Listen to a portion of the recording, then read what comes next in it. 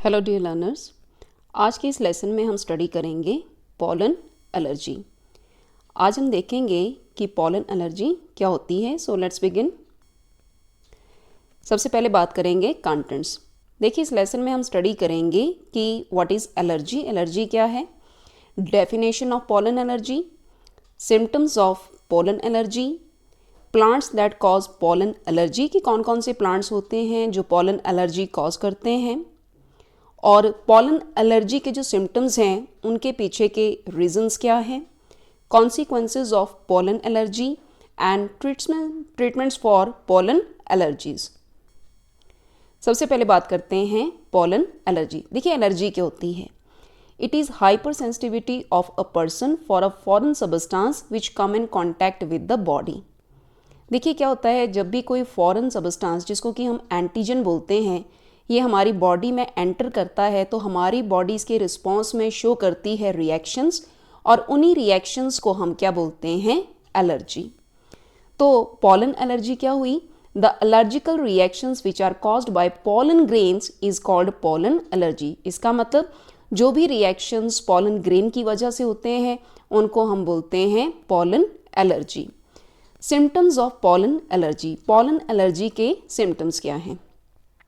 itchy or watery eyes, itchy throats, a running nose, sneezing, a stuffy nose and wheezing.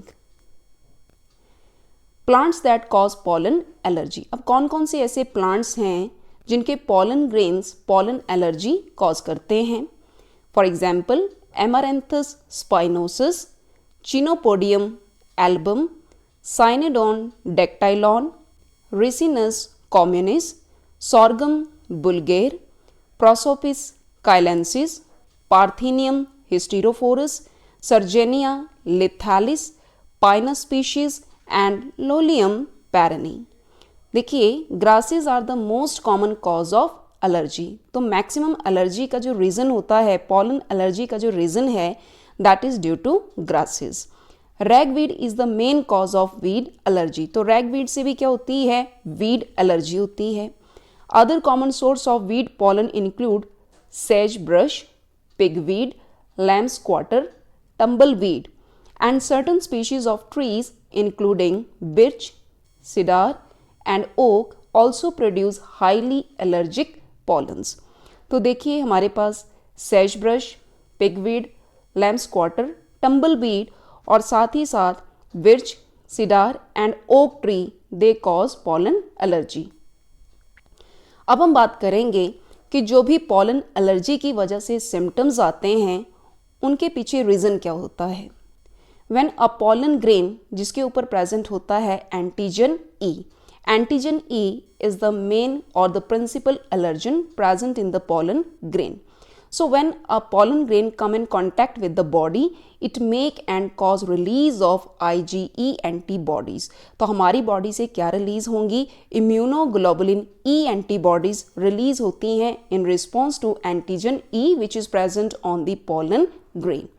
These IgE antibodies attach to mast cell in the body which release histamine.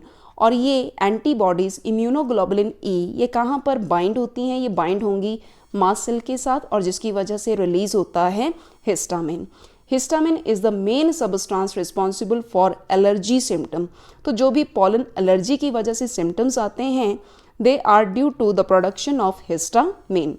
People who are allergic to birch tree pollen may also be allergic to raw apple और hazelnuts. ऐसा देखा गया है कि जिन लोगों को birch tree pollen से allergy होती है वो एलर्जी शो करते हैं रॉ एप्पल या फिर hazelnuts के लिए. ऐसा क्यों होता है? This is because the pollen in birch tree they are similar to the protein present in the raw apple. तो जिस तरह से रॉ एप्पल में प्रोटीन्स हैं वही प्रोटीन्स प्रेजेंट होती हैं birch pollen grains में. This is the reason. Immunofluorescence studies reveal that when the pollen is moistened, even for just a moment, the allergen are released to the surface of the pollen grain.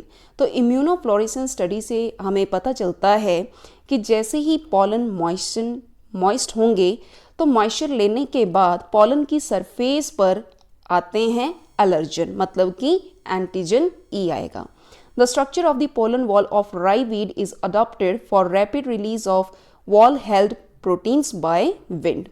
The grass pollen which is dispersed by the air current is the major source of seasonal asthma and hay fever.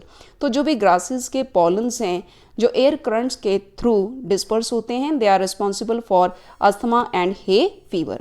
Rye grass जिसको कि हम Lolium parani बोलते हैं have 4 group of allergens. तो इसमें 4 group of allergens present हैं. Group 1, the major allergy causing fraction slightly differ in amino acids. Group 2, glycoproteins of molecular weight 32,000 daltons. Group 3 and group 4 allergens which are found in sporopollenin, and sporopollenin, as we know, it is present in the outer or the exine of the pollen grain. अब हम बात करेंगे consequences of pollen allergy की pollen allergy के कौन कौन से consequences हैं। सबसे पहले है asthma.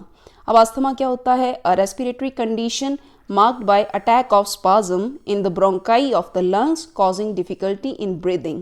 It is a form of type 1 hypersensitivity. तो अस्थमा हमारे पास type 1 hypersensitivity है and pollen of grassy trees can cause asthma. और अस्थमा का रीज़न हो सकता है डस्ट हो सकती है या फिर grasses या trees के pollen grains हो सकते हैं। सेकेंड हम बात करेंगे hay fever. It is allergic reaction to the presence of pollen in the air. Plants commonly causing hay fever are Amaranthus spinosus, Chenopodium album, Cynodon dactylon, Ricinus communis, Sorghum vulgare, Prosopis kailensis, Parthenium hysterophorus. This weed is major cause of allergy. तो देखिए Parthenium hysterophorus जिसको कि हम carrot grass भी बोलते हैं, this weed is the major cause of allergy. तो maximum reason है एलर्जी के लिए। नेक्स्ट हम बात करेंगे bronchial allergy. Inhalation of pollen grains which act as allergens cause difficulty in breathing by narrowing the respiratory tract. तो bronchial allergy में क्या होगा कि जैसे ही हमारी बॉडी में या हमारे रेस्पिरेटरी ट्रैक में पॉलन ग्रेन्स एंटर करते हैं तो वो एक्ट करते हैं एज अ एलर्जन, जिसकी वजह से हमारा रेस्पिरेटरी ट्रैक क्या हो जाता है? Narrow, and it will create problem in breathing. Next हम बात करेंगे ट्रीटमेंट्स फॉर पॉलन एलर्जी। अब पॉलन एलर्जी के लिए कौन कौन सी ट्रीटमेंट्स अप्लाई की जा सकती हैं? Number 1 medical treatment and number 2 home remedies. तो सबसे पहले बात करते हैं medical treatments. Over the counter antihistamine medication such as cetirizine. तो देखिए एंटीहिस्टामिन मेडिकेशंस ले सकते हैं जैसे कि सिट्राजिन है। A person should start taking these medications a few week before allergy season begins. Immunotherapy tablets और shots to desensitize the body to pollen.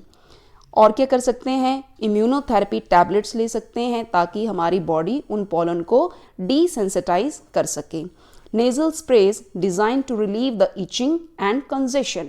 These include decongestants which are only a short-term solution for swelling. तो हम nasal spray का इस्तेमाल कर सकते हैं। Nasal corticosteroid sprays are effective in reducing inflammation and its associated symptoms in the nasal passages. Next हम बात करेंगे होम रेमेडीज़। अब मेडिकल ट्रीटमेंट के बाद होम रेमेडीज़ कौन कौन सी हैं? Keeping the windows closed when pollen counts are high. तो जब भी पोलन ग्रेन्स डिस्पर्स ज़्यादा होते हैं उस वक्त जो हाउसेस की विंडोज़ हैं उन्हें हमें क्लोज कर देना चाहिए। यूजिंग स्पेशल फिल्टर्स विच फिल्टर आउट पोलन ग्रेन्स। और स्पेशल फिल्टर का इस्तेमाल करें जो पोलन ग्रेन को फिल्टर कर सकें। Changing clothes each time after coming inside from the outdoor to limit the pollen exposure. Then washing bedding in hots. तो जो भी हमारी बेडशीट्स हैं उनको हम हॉट सोपी वाटर में सोक कर सकते हैं, वॉश कर सकते हैं एटलीस्ट वंस पर वीक।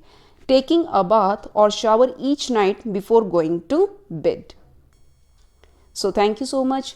अगर आपको ये मेरा वीडियो पसंद आया हो आप मेरे चैनल को सब्सक्राइब करें, लाइक करें और जैसे ही आप सब्सक्राइब करते हैं तो बेल आइकन को क्लिक करें जिससे आपको जितनी भी मेरी वीडियो की अपडेट्स हैं उनकी नोटिफिकेशन मिलती रहेगी। सो थैंक यू सो मच।